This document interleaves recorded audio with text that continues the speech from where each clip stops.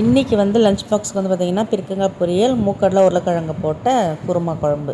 First கடாயில் எண்ணெய் ஊற்றிட்டு கடுகு உளுந்தம்பருப்பு போட்டு வெங்காயம் கருவேப்பிலையும் போட்டு அது நல்லா வதங்கினதுக்கப்புறமா பீர்க்கங்காய் வந்து கழுவி கட் பண்ணி வச்சுருக்கேன், அதையும் சேர்த்துக்கிட்டேன். ஏன்னா பீர்க்கங்காயில் தண்ணி விடும், அதனால் தண்ணி எதுவும் போடலை, மூடியும் போடல.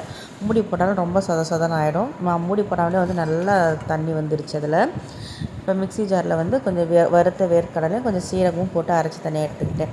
இந்த பீர்க்கங்காய்க்கு தேவையான அளவு மஞ்சத்தூளும் உப்பும் போட்டு நல்லா அதையும் மிக்ஸ் பண்ணி விட்டுட்டேன். தண்ணி வற்றுற வரைக்கும் வெயிட் பண்ணலாம்.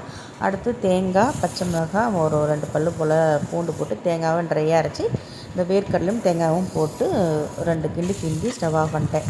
இந்த தேங்காயும் வேர்க்கடலையும் போட்டு ரொம்ப நேரம் ஸ்டவ்வில் இருக்கக்கூடாது. அடுத்து குருமா குழம்புக்கு வந்து எப்பவும் போல் தேங்காய், கசகசா, 2 முந்திரி, அடுத்து உடச்சக்கடலை கொஞ்சமாக போட்டேன்.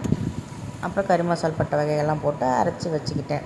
ஃபஸ்ட்டு வந்து கசகசா என்கிட்ட இல்லைன்றதுனால முந்திரியும் உடச்சக்கடலையும் கொஞ்சம் போட்டேன். அப்புறம் பார்த்தா ஒரு பாக்கெட் இருந்தது, அதுக்கப்புறமா எடுத்து கசகசா கொஞ்சம் கொட்டிக்கிட்டேன். குருமா குழம்புக்கு வந்து எண்ணெய் ஊற்றிட்டு கறி மசால் பட்டை வகையெல்லாம் போட்டு பொரிஞ்சதுக்கப்புறமா வெங்காயம் போட்டு இஞ்சி பூண்டு பேஸ்ட்டு கொஞ்சம் போட்டு வதக்கிட்டு தக்காளியும் போட்டு வதக்கிட்டேன். இது கூட குழம்பு மிளகாத்தூளும் போட்டு வேக வச்ச உருளைக்கிழங்கு மூக்கடலையும் போட்டு தண்ணி தேவையான அளவு ஊற்றி அதை நல்லா கொதிக்க விட்டேன். அது கொதிச்சிட்டே இருக்கும்போது ஒரு பக்கம் சாதம் வந்துகிட்டே இருக்குது, சிலிண்டர் காலி ஆகிடுச்சு. இன்றைக்கி காலையில் யோசிச்சுக்கிட்டே தான் எழுந்திரிச்சேன், எப்போ சிலிண்டர் மாட்டணும் தெரியல, நம்ம அதை யோசித்து வைக்கலையான்னு. திடீர்னு சிலிண்டர் காலி ஆகிடுச்சு.